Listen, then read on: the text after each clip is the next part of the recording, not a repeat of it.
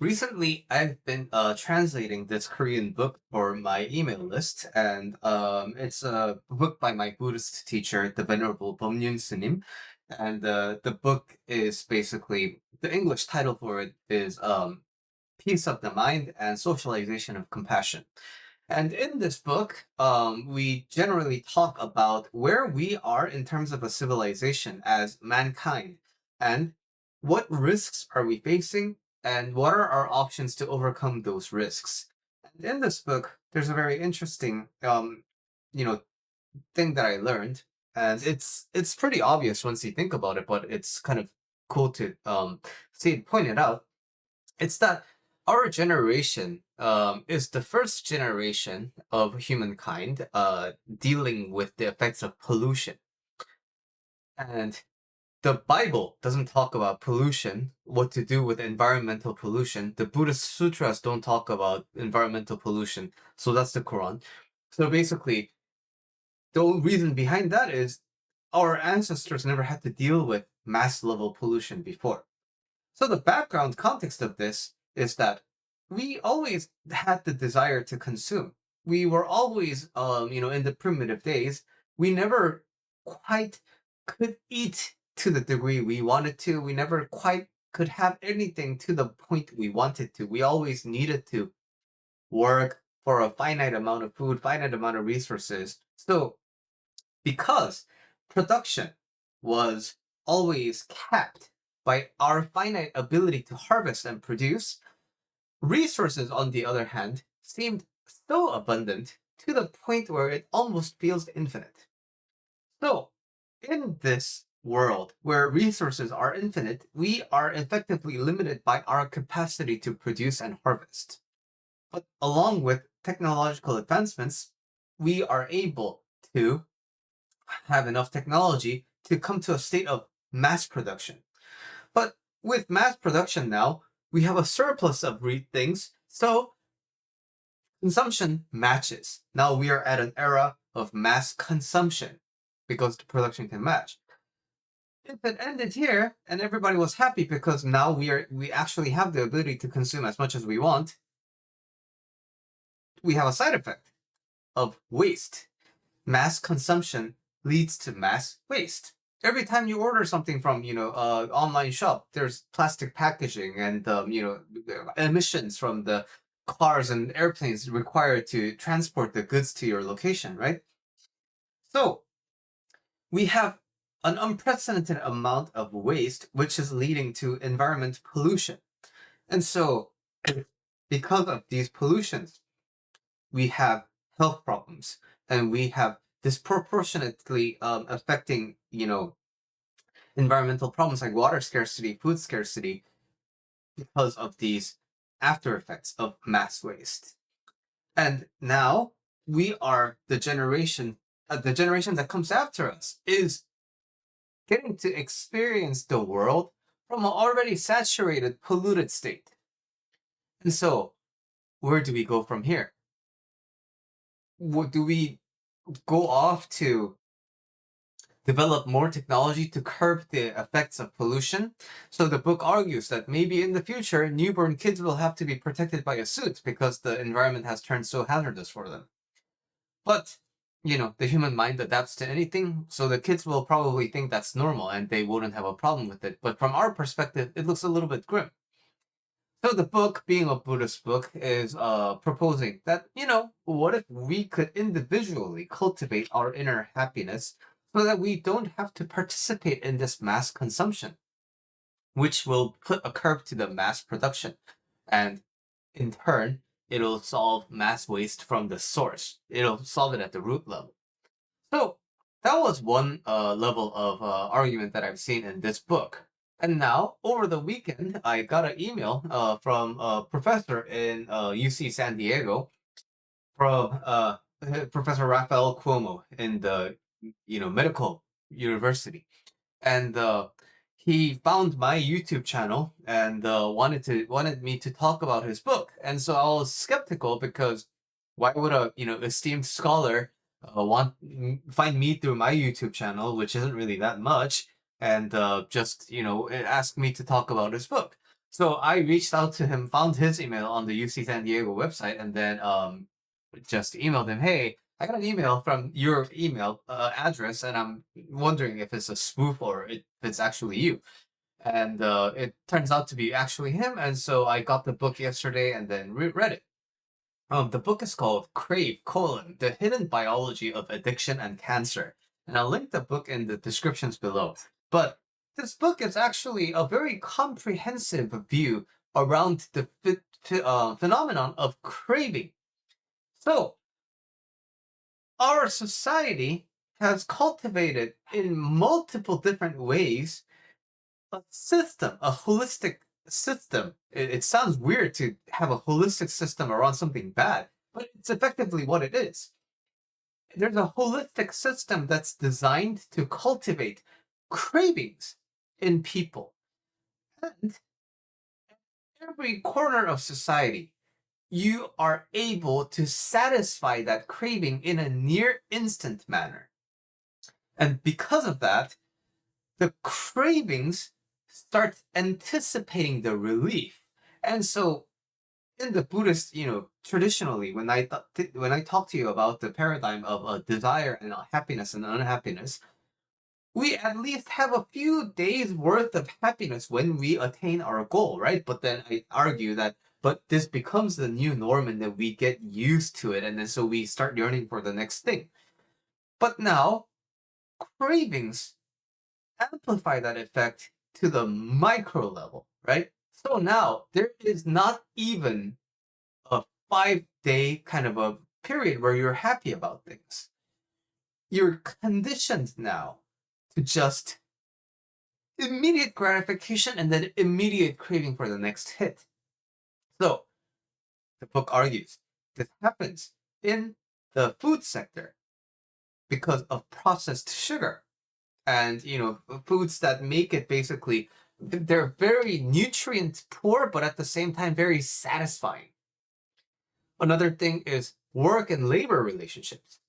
So the work encourages to always be online, always put your productivity on the line, which gives rising to caffeinated products and such.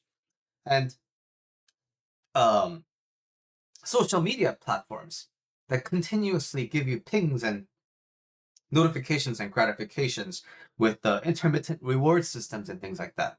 So the book is about what the impact of that is to the human body. And basically, the cravings, when your body becomes so used to cravings, it starts failing because it's so expending so much of its energy towards satisfaction of short-term needs. It drains the resources from long-term detection of anomalies, which gives a rising to cancer. So this is a book written by a medical professional, right? So he provides a lot of chemical, neurochemical, and biochemical backgrounds for these processes. And so the book not only talks about the impact of these things, but also it talks a lot about how the blame is really shifted onto the individuals. Culture has made wellness an individual responsibility, while the abuse a systemic property. So we have all these things that, again, impact lower income regions or colored regions more than affluent neighborhoods that tend to be primarily homogeneous.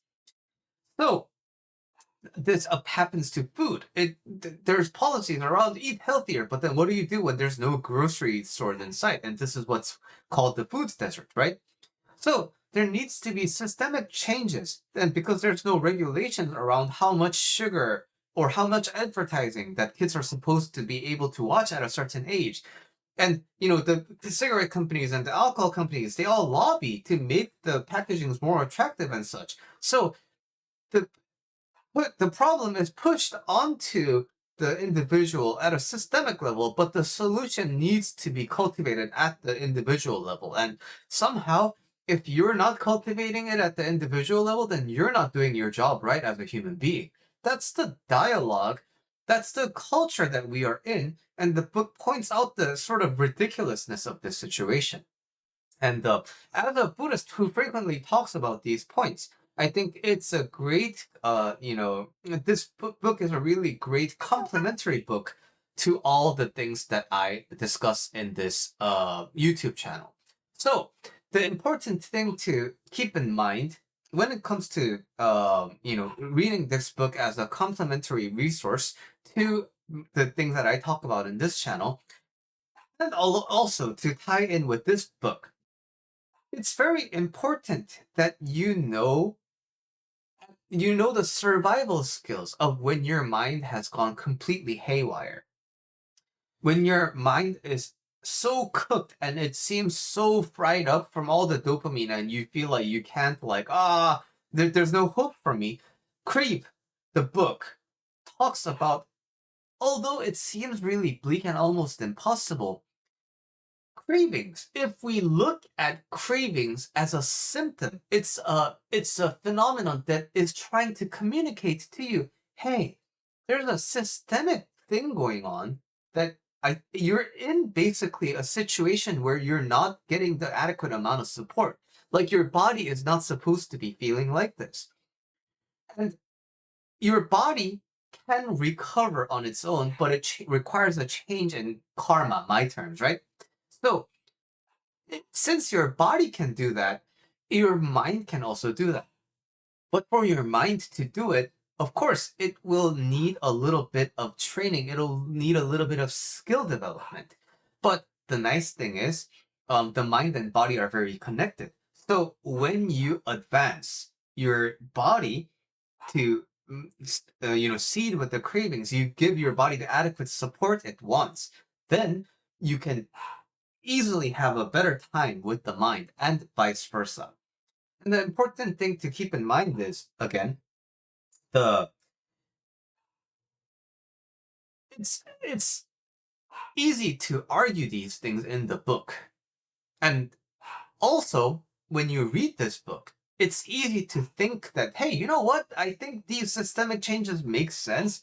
I think, these dietary changes, this sleep habit, digital habits, I think these changes all make sense. And now I think I could do it.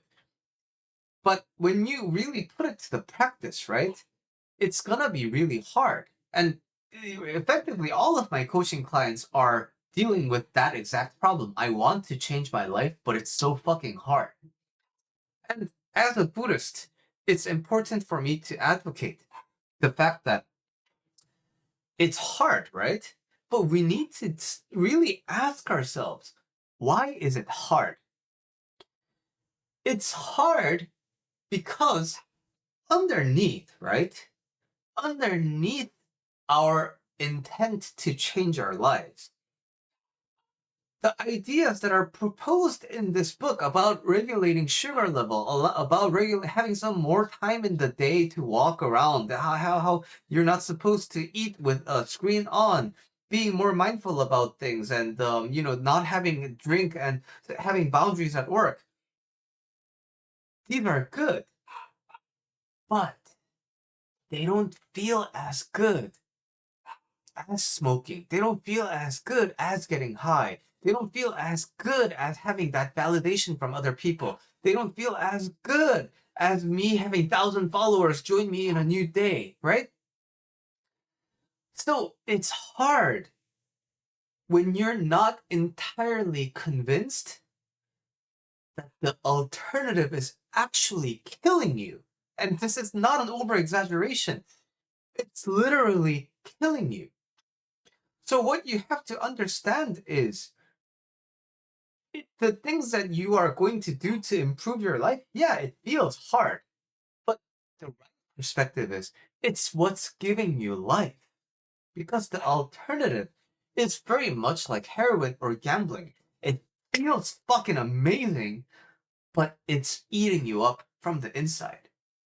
So I think the book does a plenty good job at telling you why our existing system of thinking about things is really killing us from the inside. And so that's a very good perspective to keep as you're reading the book. and also entertaining the things that I talk about in this YouTube channel.